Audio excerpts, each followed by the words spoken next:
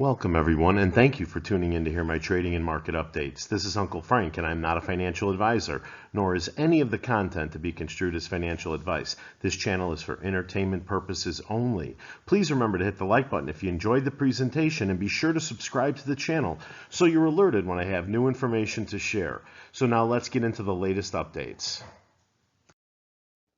Hey, welcome back everyone. Well, the tidal wave of good news continues as AMC remains the most manipulated stock I've ever seen. We're still down 84.5% year over year, the biggest drop coming after Adam Aron's unnecessary reverse split and the ape, also known as the pounce conversion. Day after day, the same pattern of manipulation seems to replay itself. Today, AMC finished at 9.23, down 5 cents or 0.54%. The after-hours session added another 9 cents to finish at 9.32, up 0.92%. And then this morning, I spotted this interesting headline. Swifties fought the Great War for popcorn buckets. AMC removes collectible Eros tour bundle off website. From the article, is the Eros tour movie bundle sold out? Yes, the bundle is sold out. It was confirmed by AMC officials who responded to a fan on Twitter. Is the bundle even on AMC's website anymore? AMC has removed the Eros Tour movie section completely from its merchandise tab of their website. Another question, will AMC be restocking the Eros Tour collectible movie set? As of October 26th, AMC Theaters has not shared any plans to bring back the collectible set. The news press has reached out to AMC Theaters to see if there's any update on restocking the sought-after bundle. As some of you already know, Uncle Frank is a prolific collector of AMC memorabilia, which includes an extensive popcorn bucket collection displayed here on the mantle in my living room, which my wife, to the right, finds confusing and unsettling. And then another obvious question was asked. Can I buy the popcorn buckets or cups at my local theater? Answer, it's very unlikely, as many theaters sold out of both pieces during opening weekend 2 weeks ago. However, it doesn't hurt to ask. Some Swifties online have shared their luck with finding a spare cup at their theaters. Okay, I hate to nitpick, but am I the only one that thinks we might be missing an opportunity here? Why wasn't AMC better prepared for this? Why do we sell our popcorn line at only one retailer? For those of you that don't know, that's John Merriweather, our Director of Investor Relations on the right. He's the most silent and conservative IR guy I've ever encountered in all my years in the market. He has no comment on this movie set selling out, and I'm confident he won't say anything about it tomorrow either. I have some questions for all of you to think over. Do you remember when the new merchandise website came out? Did you ever see a report from John on how many items we sold out? Do you remember when retail popcorn came out? Did you ever see anything from John on how we were doing at Walmart or how many stores we sold out? Do you remember when the branded credit card came out? Did you ever read a release on how many people applied for or how many cards were issued? Yeah, they may mention it during an earnings call. But for a stock that has a negative hit piece coming out at least twice a day, we could use a positive release now and then. Do you know why John Merriweather never puts out any of our good news? I can answer that one for you. He was told not to. Well, the writer's strike is behind us, but the actor's strike has gone on for over 100 days, and Hollywood is not working right now. But there might be some good news coming up. Consider this headline from Deadline. SAG, AFRA, and studios set more contract talks for Friday. Cautious optimism, motto of the day. From the article, SAG-AFTRA's chief negotiator, Duncan Crabtree Ireland, said it on the picket lines earlier today, and now it seems that cautious optimism, as an insider also stated, has become the takeaway term Thursday for the state of talks between the Guild and the studios. In that vein, SAG-AFTRA and the AMPTP have agreed to meet again on Friday, October 27th, we hear. So we got a meeting tomorrow, and hopefully we get some good news out of that. Guys, we have an ocean of good news coming up, but it seems like only Cinemark and IMAX are going to benefit from it, right? On November 8th, we've got our annual shareholders meeting where we're going to discuss the Oppenheimer quarter. Then, suspiciously, the day after, we have Beyoncé tickets going on sale.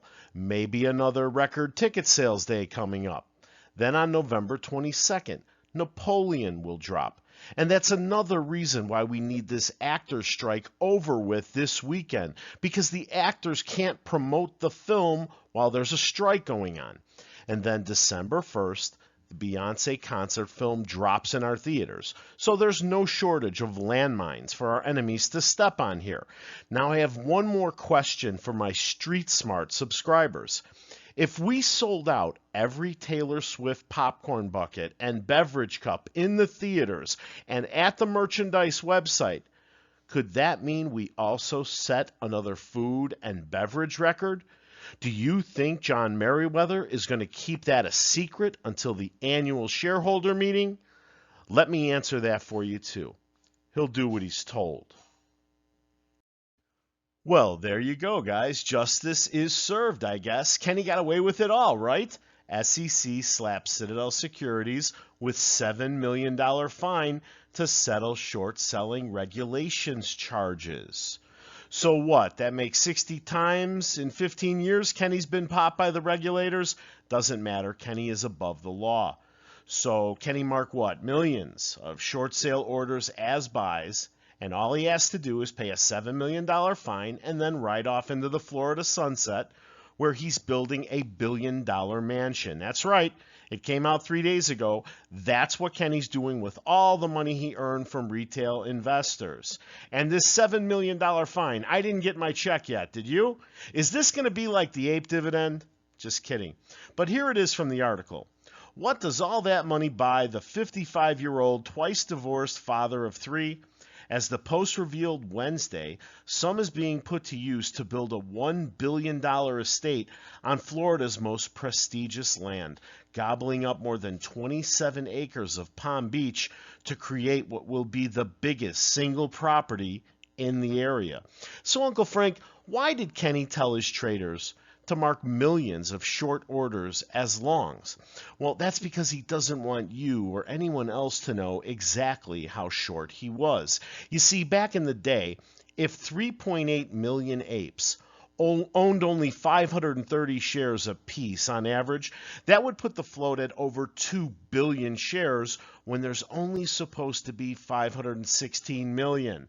That would mean the apes own the float 3 to 4 times over, if I'm not mistaken. Let me break this down for you. In this regulatory climate, these people can do whatever they want. If they get caught, they pay a small fine and resume cheating and stealing. There's only 2 things that can impact people like this: black and white swans, like what happened with Archegos and Credit Suisse, or exposing the real float, the real share count. There is no way to explain away if billions of synthetic shares are uncovered if they exist. Would you like to help me prove that? Can you take 10 minutes to help me prove what we've known all along? What we need right now before a Swan event and before the annual shareholder meeting is to expose the real short position. We need to prove how many times over the apes own the float. As many apes as possible have to participate in this certified share count at amcprojectpopcorn.com. Do you understand? There is no way to explain this away. It exposes more than just predatory short hedge funds. It exposes the primes, the SEC, FINRA, the DTCC, clearing firms, everyone. You can't sweep something like this under the rug. That's why nobody wants you to see it. Don't you see, this is the one thing everyone was asking for in court on our side, but no one was permitted to get? Do you have any idea the magnitude of the scandal that will rock Wall Street if it's discovered that prime brokers were loaning out millions of shares to be shorted that didn't exist and were charging 1,000% cost to borrow on them? Now here is how you can make a difference. Go to the website, amcprojectpopcorn.com. Print out the 2-page general affidavit. Then you're going to call your broker during business hours on their toll-free number. You're going to ask them 10 simple questions. When did I first buy AMC? How many shares did I own on August 3rd and August 19th? How many shares of APE did I own on February 8th? That's it. Once that's populated, call your local bank branch and see if they have a notary available. Sign this document only in front of the notary. You're not going to need to disclose your driver's license, brokerage statements, account numbers, social security numbers, nothing like that. All you're going to do is sign the general affidavit in front of the notary and upload it at AMC Project Popcorn. You're going to finish a short questionnaire. That's it.